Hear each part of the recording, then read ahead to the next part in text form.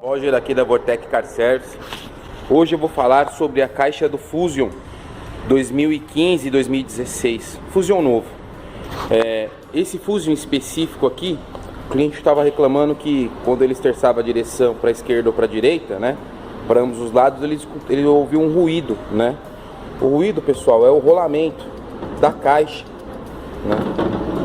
Esse ruído é o que ele estava escutando. Por que que estava fazendo um ruído? Olha só, se vocês conseguirem ver. Tá vendo, pessoal? Entrada de água. Por que que entra água, Roger? Rasgo na coifa, às vezes algum tipo de enchente que ele pegou, enfim. São esses os defeitos que são ocasionados na caixa do Fusion, tá? E normalmente alguns também queimam o motor, tá, pessoal? Aí também tem que fazer o motor.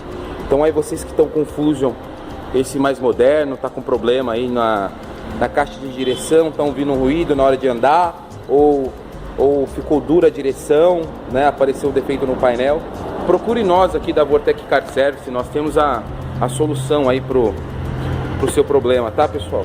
Agora esse daqui tá prontinho, né? A gente já deixou pronto, vou funcionar aqui. Olha lá, programação tá ok, direção molinha, sem ruído, o carro tá ok, pessoal. Carro novo, zeradinho, mas infelizmente aí teve infiltração de água na caixa, estragou o rolamento. Enfim, vocês aí que estão com esse tipo de problema, podem nos procurar. Beleza, pessoal? Obrigado.